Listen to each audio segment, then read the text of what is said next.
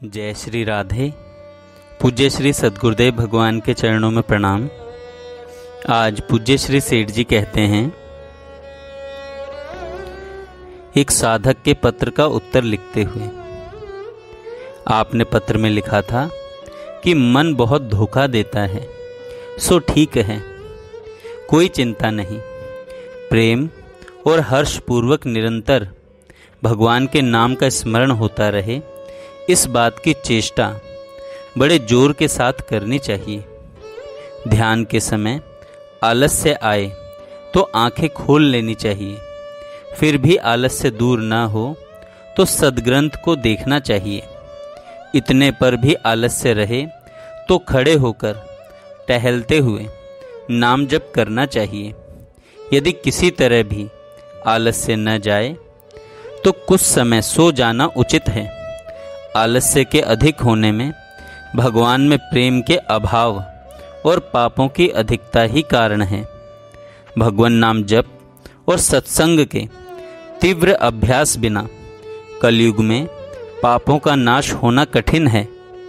भजन अधिक होने पर यह प्रतीत होने लगेगा कि समस्त संसार काल के द्वारा प्रत्यक्ष नष्ट हो रहा है। सत्संग से भजन अधिक होता है। भजन की अधिकता से भगवान में प्रेम और संसार में वैराग्य होता है। वैराग्य का प्रादुर्भाव हो जाने पर बिना ही चेष्टा के परमात्मा का ध्यान रहने लगता है। तब ध्यान के लिए विशेष साधन करने की आवश्यकता नहीं रह जाती। लिखी हुई बातें धारण नहीं होती। इसी से मुझ में श्रद्धा कम समझी जाती है। ऐसा लिखा सो भाई, मैं तो साधारण मनुष्य हूँ, श्रद्धा करने के योग्य तो भगवान हैं। अतएव उनमें और उनके वचनों में श्रद्धा की त्रुटि न रहनी चाहिए। अभिमान और तृष्णा की अधिकता के नाश होने का उपाय पूछा, सो भगवान के नाम का जप और सत्पुरुषों का संग ही सुगम और उत्तम उपाय है। एक भगवान के नाम से ही समस्त दोष नष्ट हो जाते हैं। दोषों को ठहरने के लिए स्थान नहीं मिलता। भगवान नाम के परायण होने पर अन्य किसी उपाय की आवश्यकता नहीं रह जाती। भजन सत्संग के अधिक अभ्यास से भगवान का मर्म जाना जाता है। मर्म के ज्ञान से भगवान में पूर्ण प्रेम हो जाता है। तब शरीर में प्रेम का रहना संभव नहीं। जब शरीर में ही प्रेम न हो तब मान बढ़ाई की तो बात ही क्या है। तुमने लिखा कि भगवान की पूर्ण कृपा होने पर भी हरामीपन आलस्य नहीं मिटता, सो ठीक है, परंतु भगवान की पूर्ण कृपा का प्रभाव अभी तक विदित नहीं हुआ है। भगवान की कृपा का निरंतर अनुभव होते रहने पर और अपने को उनका कृपा पात्र मान लेने पर तो चिंता फिक्र का रहना संभव ही नहीं है। इसके बाद भी यदि चिंता रह जाए तो वह प्रभु को लज्जित करने वाली है। वास्तव में अभी तक भगवत कृपा की पूर्णता मानी नहीं गई है। बिना माने फल होता नहीं। भजन का अधिक अभ्यास हुए बिना सांसारिक कार्यों से और लौकिक बातचीत से प्रीति का टूट जाना कठिन है। वास्तव में उस कृपालु की कृपा तो निरंतर ही सब पर पूर्ण है। मनुष्य कृपा करने वाला कौन है?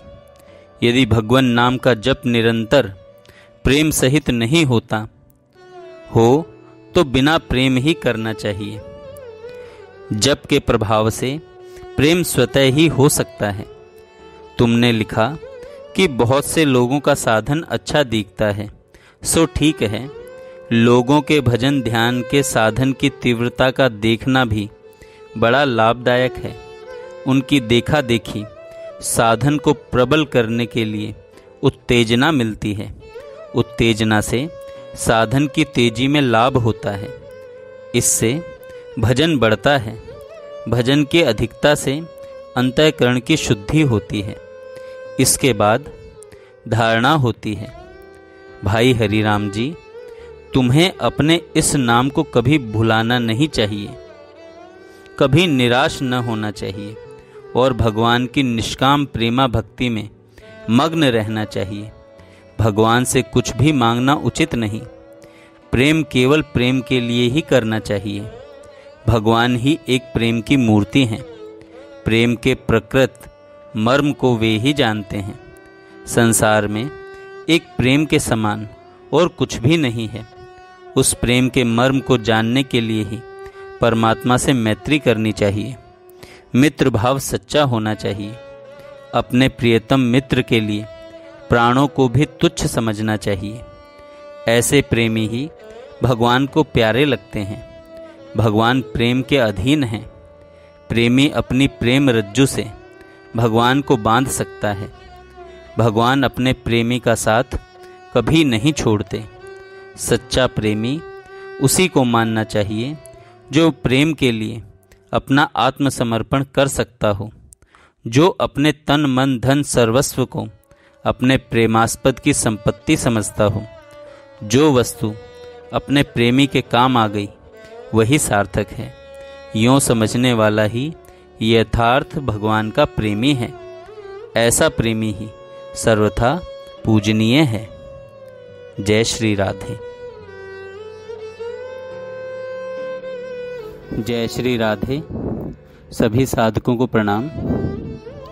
कल कई साधकों ने मैसेज भेजा कि उनके पास नोटिफिकेशन नहीं जाता है वीडियो का। तो आप सभी जहां से चैनल को सब्सक्राइब करते हैं वहीं पर एक बेल आइकन आता है जहां से आप ऑल नोटिफिकेशंस को ऑन कर लीजिए, जिससे आप तक वीडियो का नोटिफिकेशन आ जाए। जय श्री राधे। जय श्री राधे। पूज्य